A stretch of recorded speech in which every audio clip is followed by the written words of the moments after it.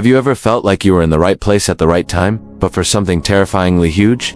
That's exactly where a young Jewish girl named Esther found herself. This is her story, a tale of courage, faith, and divine timing that reads like a Hollywood thriller. Our story begins in the mighty Persian Empire, ruled by the powerful King Ahab. After his queen Vashti publicly defies him, he banishes her and launches a kingdom-wide search for a new queen. Among the young women brought to the palace is a beautiful Jewish orphan named Hadassah, who we will come to know as Esther. Raised by her wise cousin Mordecai, she keeps her Jewish identity a secret. As he advised, Esther's grace and charm win the hearts of everyone, including the king. He falls deeply in love with her and crowns her the new queen of Persia. Life in the palace seems like a dream come true, but a dark shadow is looming over the kingdom.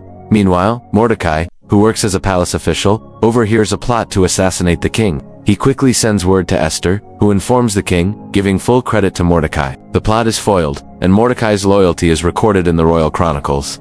This small detail might seem minor, but trust me, it's a crucial piece of the puzzle. Now, enter the villain of our story, Haman, the king's arrogant and power-hungry prime minister. The king promotes Haman, and everyone is ordered to bow down to him. But Mordecai, faithful to his God, refuses to bow to any man. This infuriates Haman.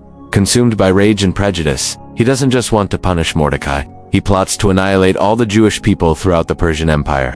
Haman manipulates the king, painting the Jews as a threat to the kingdom. He gets the king to sign an irreversible decree, setting a date for the mass execution of every Jewish man, woman, and child. The news sends waves of terror and grief through the Jewish communities.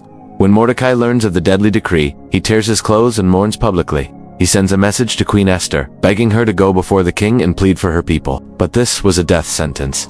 No one, not even the queen, could approach the king uninvited without risking immediate execution. Esther is terrified, but Mordecai sends back a message that changes everything. He says, "Do not think that because you are in the king's house, you alone of all the Jews will escape. And who knows but that you have come to your royal position for such a time as this." Those words ignite a fire in Esther. She realizes her destiny. She makes a brave decision and sends a message back to Mordecai, asking him and all the Jews in the city to fast and pray for her for 3 days. She says, "I will go to the king, even though it is against the law. And if I perish, I perish." After 3 days of fasting, Esther puts on her royal robes and stands in the inner court of the king's palace. The king sees her and, miraculously, extends his golden scepter, sparing her life. He asks what she wants, offering her up to half the kingdom. But Esther has a plan. She simply invites the king and Haman to a banquet.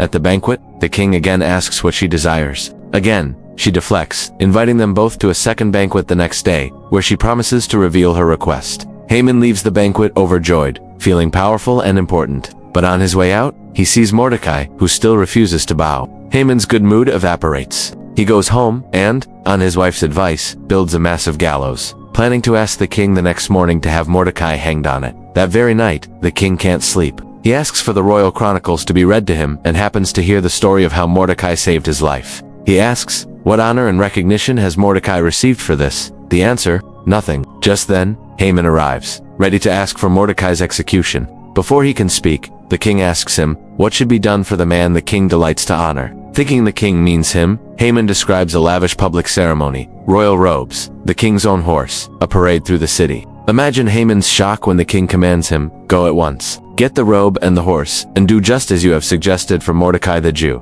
Haman is forced to publicly honor the very man he was about to have killed. The next day, at the second banquet, the king once again asks Esther for her request. This time, she's ready. With breathtaking courage, she reveals her Jewish identity and pleads for her life and the lives of her people. Exposing Haman's wicked plot to annihilate them, the king is enraged. He storms out, and when he returns, he finds Haman has fallen on Esther's couch, begging for his life. Misunderstanding the scene, the king's anger boils over. At that moment, a servant points out the gallows Haman had built for Mordecai. The king's order is swift, hang Haman on it. But the danger wasn't over. The king's original decree couldn't be revoked. So, the king empowers Esther and Mordecai to write a new decree.